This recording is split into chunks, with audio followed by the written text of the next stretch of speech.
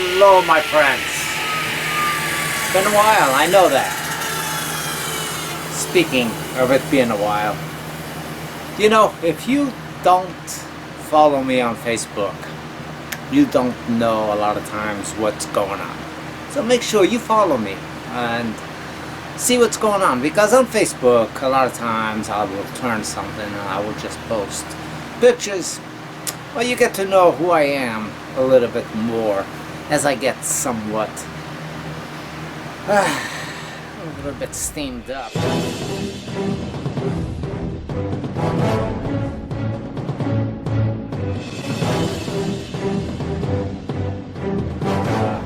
And really release some of my madness on there, more so than I do on YouTube. A little wood turning. Saw me cut, no specific size. I have a piece of Ipe. It's a very, very dense wood. It looks brown, but when you're cutting it, it actually creates a little bit of a greenish sawdust, believe it or not. When you're sanding and all that stuff, the sawdust is kind of green in color, or yellowish, olivey type color. But it's a 6-inch blank, 1 1/4 thickness, and I'm going to say it's about 8 inches long. Why do I say about? Because it doesn't matter. It's whatever you got, but the technique will be the same. It's like the brush stroke. You know, it's just the style that you're following, not the exact specs. Alright, so I got a piece of, be right back, sharpening my pencil. I'm going to find corner to corner on this one. And whatever you got for straight edge. I don't want to hear people busting my chops about me using a piece of wood as a straight edge.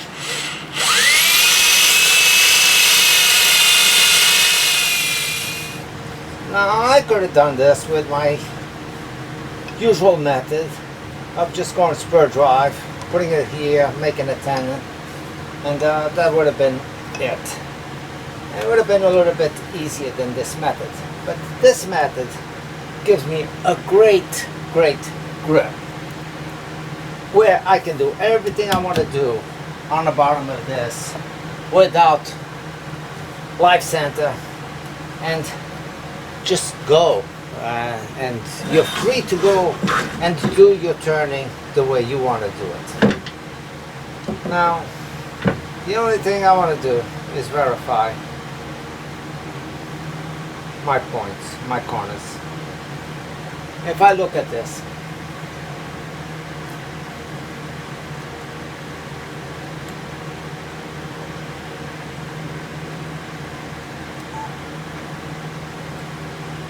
now if I look at this corner right here, where I'm hitting, every one of those should be hitting the same, or else I'm off, which I am. And which way am I off? Most likely longer on this side.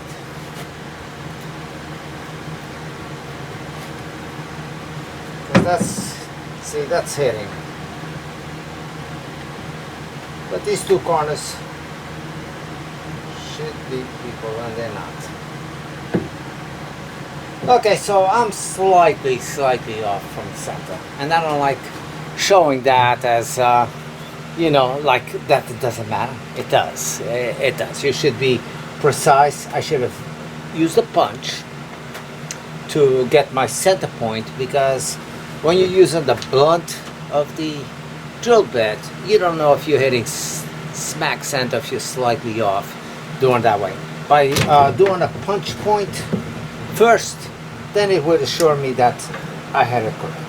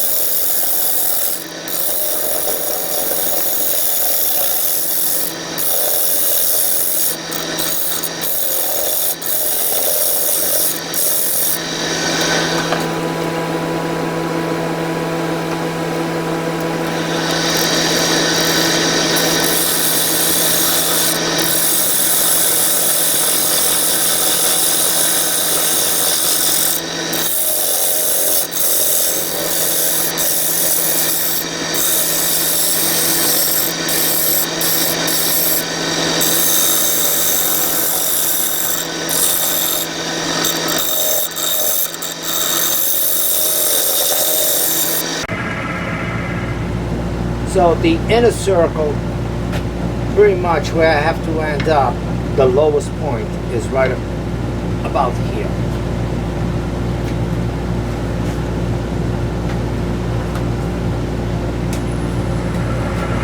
Right about here will be my deepest point.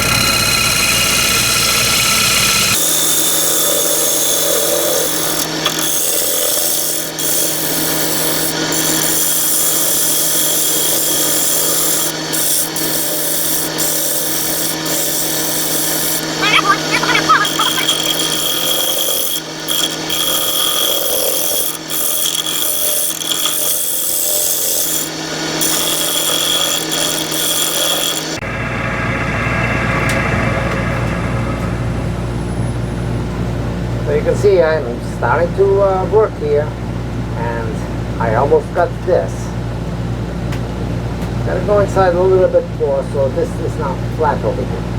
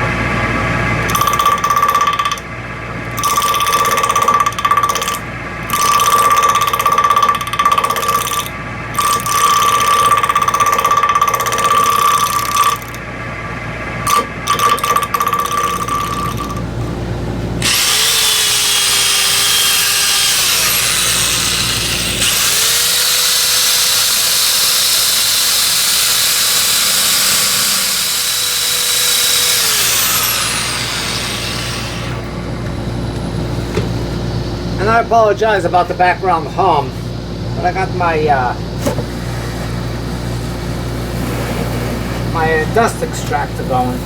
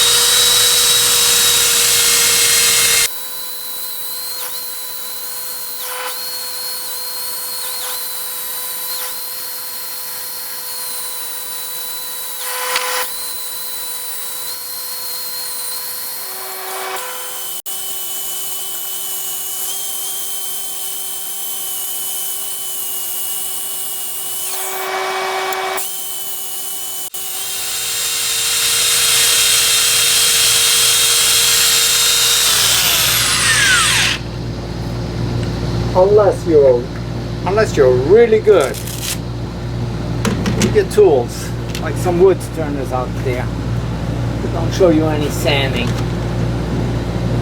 or any flaws on their cuts. Don't be afraid to use your lathe or to use your sanding techniques, whatever you need to do to get the perfect look. Like you see me doing quite a bit with the lathe stopped, and that's when you can really focus on some areas that need some extra attention. Start off with your grits, 80 grit and up, and get rid of any imperfection at this time with your lathe stopped.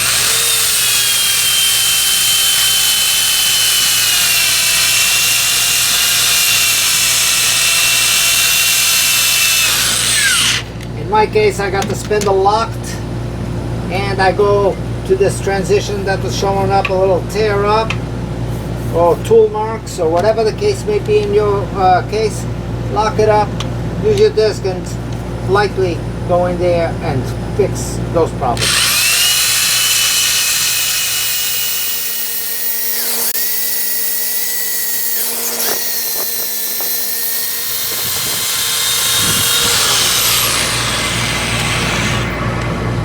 Now normally, go through your different grids and get rid of the scratch marks on this particular grid. Work it up. That was 80. I'll go to 120 and do the same thing.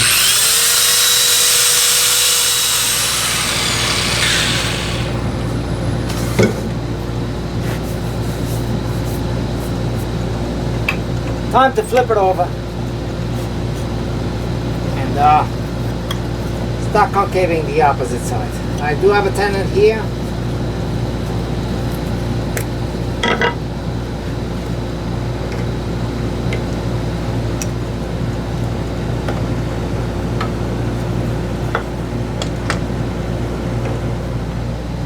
And I will just work this up until the thickness is equal. Don't have much to take off here, so we'll see.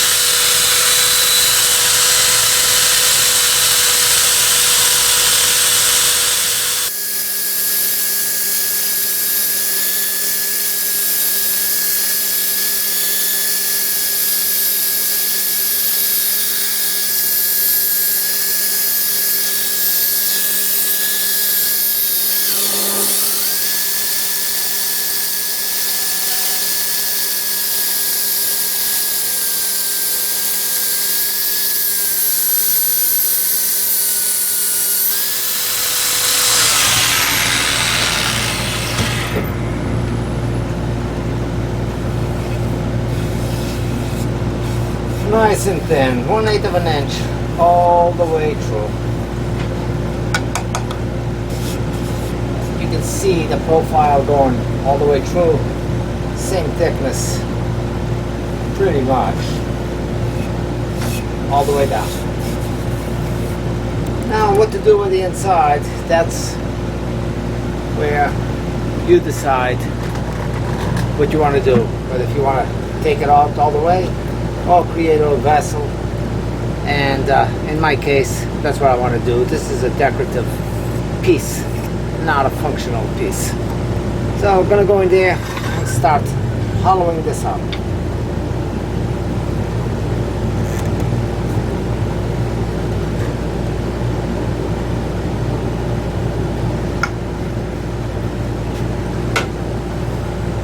I'm going to start it off right about here.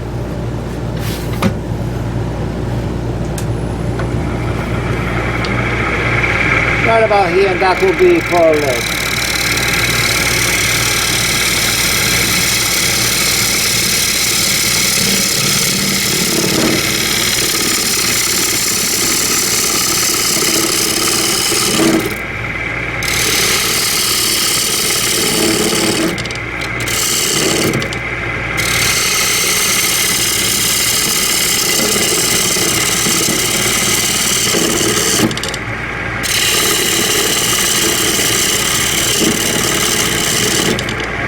The way you see this chipping up at the very end when I'm going through the cut, that's what you have to account for. That could possibly happen with your tenon as well, because it's a cross grain and it literally flakes off. So if it's flaking off here with a cut, it could flake off there with the pressure of your jaws. So be careful. Always be on the lookout, because this piece could fly off.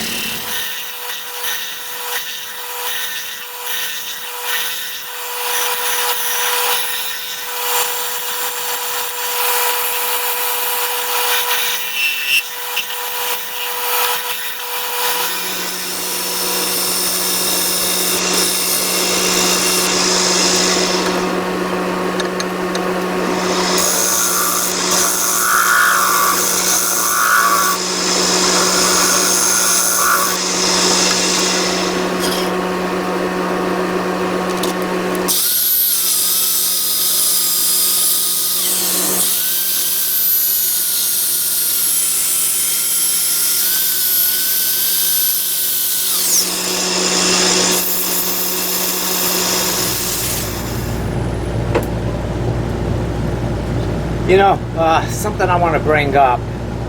I see many wood turners, even some fairly skilled wood turners, turning. And while the thing is spinning, not so much on winged stuff like this, because there's no way to do it, but they will have their hand right above the spinning piece. That is extremely dangerous. It's bad enough you got a piece of sandpaper and you're going in there with a spinning piece, but to be cupping it with your other hand on the top, you're just asking, if any piece, a jag, comes off on that, you're going to lose your hand. Try not to have any more parts of your body on the workpiece than you need to have.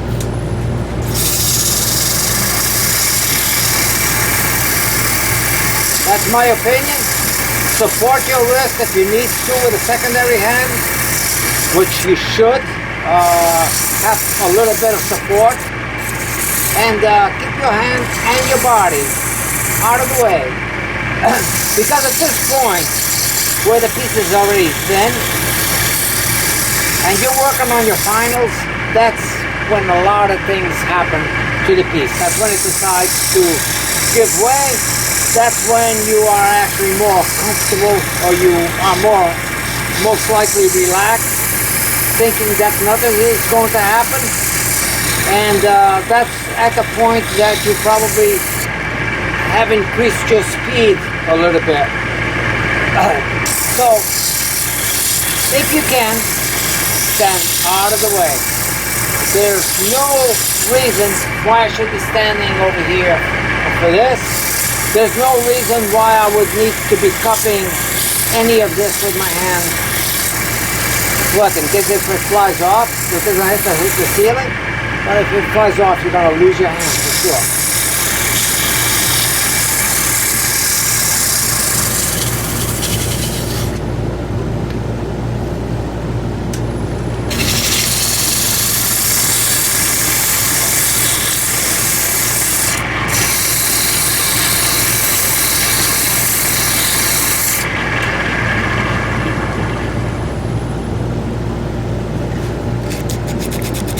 Some of you might be saying, well, what the heck, why are you giving safety lessons when you're such a rebel? I'm not a rebel when it comes to the safety. You might think so. But I'm following up more procedures than somebody who might be wearing a full face shield and respirator and all that stuff.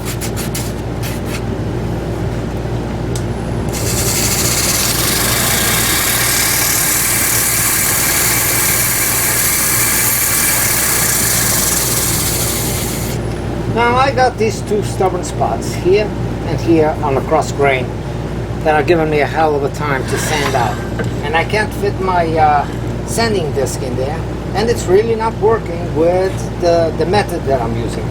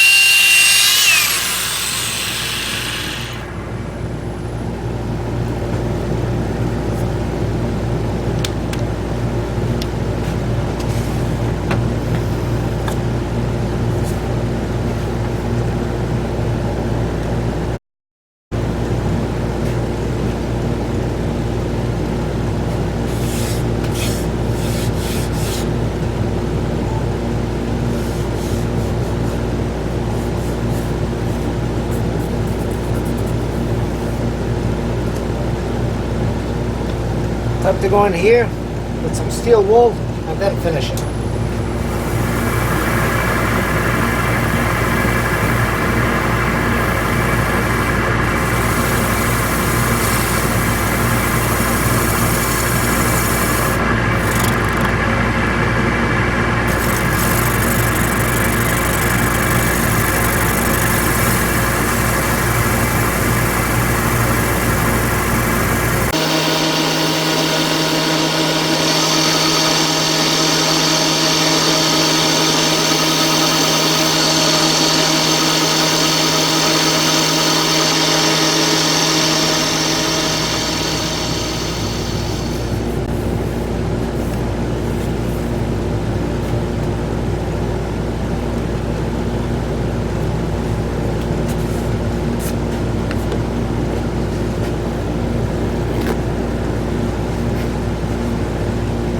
Time to go in there with some original Yorkshire grit.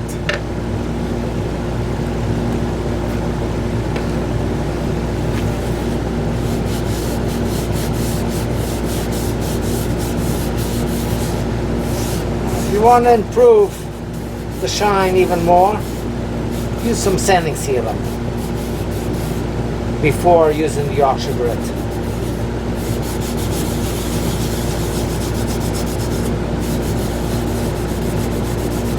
But I don't particularly aim for that type of a look.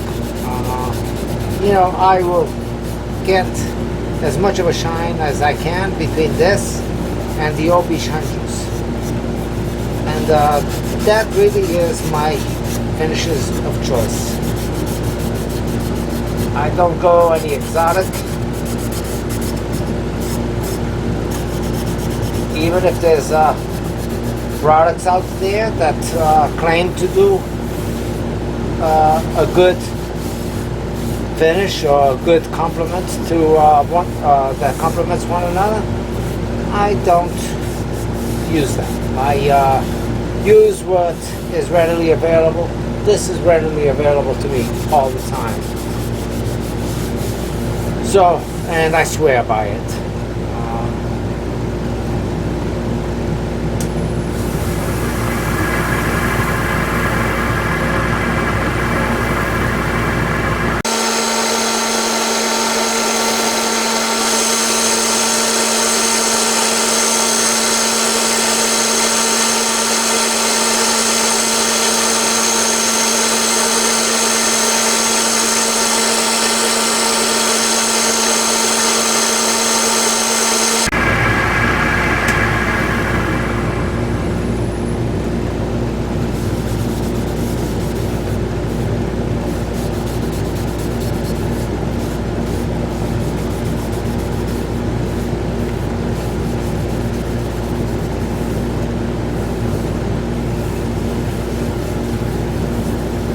Generally, when I do these, I undermine this.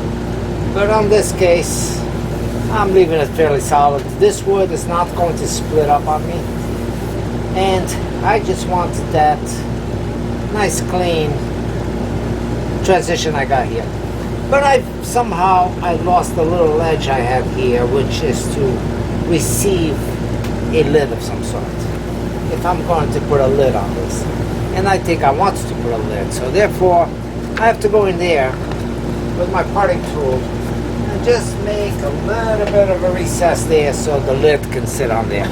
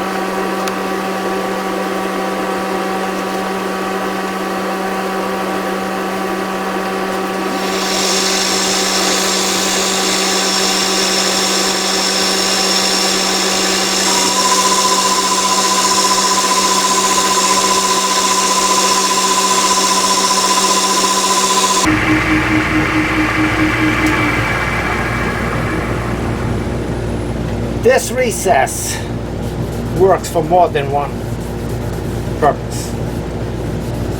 Yes, it's a recess for you to put your lid, but it's also a recess at the same time for me to be able to reverse it on my blade and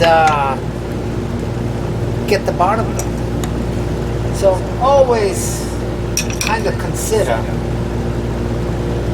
some of the options when you're doing your work and see if by making something a specific size, if it will help you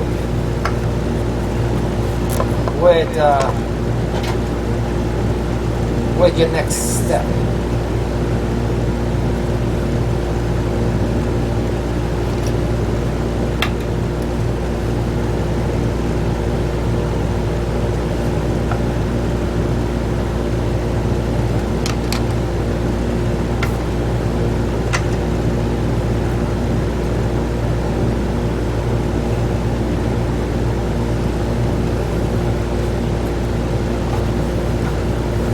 So now I can get to the bottom, buff it up. Let's take this part out. This is very thin. As a matter of fact, I think that's going to go to my bottom. Yep, that's going to go to my bottom. So I'm just going to round this over and not get rid of anything over here. But this is going to pose a problem for me. And that is that when I sit this down, it's going to sit on this, and these wings are going to stand off from the table. And that's not what I wanted.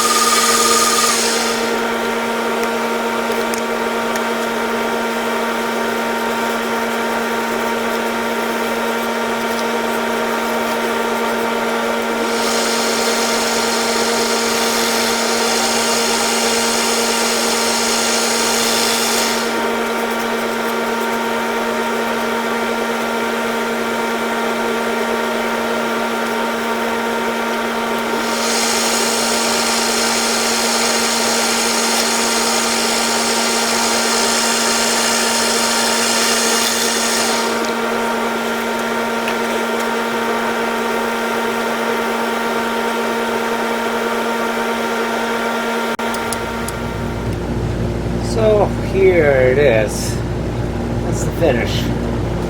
And I think it's an awesome finish. And it's a finish on this piece that's going to maintain. So this color against this piece should work out really nice.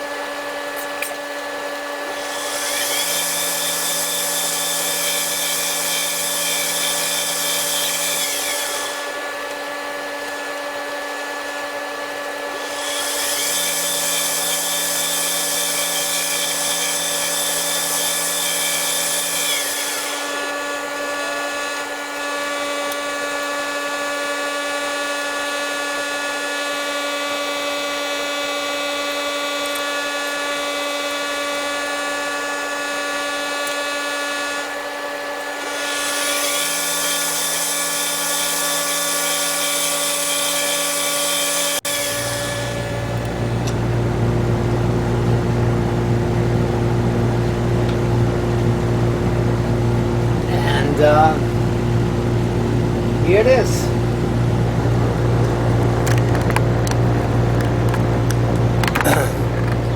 Well, here's a simple, say extremely simple because of the wings. But if you start them off true on the corners and you frequently look as to what's going on when you're edging, you too can achieve this type of a look. And I don't mean this particular design, but because we are all free to do what we want to.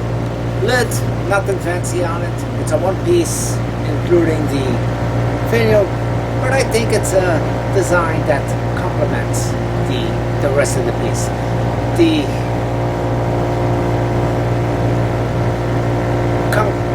concave that it, or convex that it does over the top is not overwhelming. It stays pretty much in tune with what's going on here. You don't want to be fairly shallow and all of a sudden, make a bubble, a big bubble on the top. It just might not go as well. It's pretty much in line with what's going on with the rest of the piece. And that's really all you have to do is look at it. And once you reach that point that you like the way it looks, once you like the way it looks, then you have it right. At least you know that you're already pleasing yourself. And pleasing yourself is usually the best indicator. And there will be many, many people who have the same taste as you, who will also agree with you on your pieces. And here it is, a little wing bowl. It doesn't sit on the wings as I initially wanted it to, because this would have come way down. I don't know if I cut a little extra to get rid of that little chip that was here. And I know towards the end I could not take anything from the bottom because literally this thing, when I drilled for the worm screw, I drilled a little bit deeper than what was necessary. So by the time I cleaned it up on the inside, well, cleaned it all the way down, that was fairly close. And you can tell this is eggshell. Right in the middle, the slightest cut would have gone through. But for now, it is one piece. Then make it bigger on the inside than the outside. It's just right. And the color is okay. A pure white on this, because this being a fairly dark wood, a pure white would have worked really nice. But the gold goes away from the color as well, so therefore that worked better. Anything red or brown would have kind of blended in too much. So I avoided that by going this way. Thanks for watching, and we'll see you very soon. Part of the reason why I haven't been here that much is because the job that I'm doing right now, the remodel job for my company, is a night job. And my body just cannot get used to it. I get out of work a little wound up, but not enough to come out here. I lay down, go to sleep, wake up several times during the day, and really feel like crap and not rested. So I end up almost laying down the whole day prior to going to work, and I really don't like that type of life. I don't mind working hard, but this is not working hard. This is just working out of your system. So anyway, this job will be over like any other ones. And hopefully before that retirement, I can still do a little bit more turning for you guys to enjoy. But I want you guys to comment, and I apologize if I haven't been on the top of the responses as well. And I've told you many times before, and you will notice that if somebody's asking me a particular question on something, I will go and I will answer that question. But if your comments are only praises on how great something looks that I did, then thank you, but it doesn't need a quick response to that. I mean, you know, I am thankful and grateful that you guys are still coming here. And I hope you don't take offense to sometimes me not just saying thank you, thank you, thank you all the time. You know that I am thankful. You know that's why we do this. So, if you have questions, concerns, post them below. And if you want to say how great I am, post them below as well. But I'm not out this box.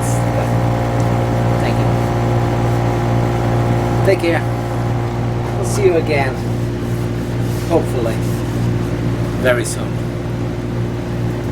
Ipe and olive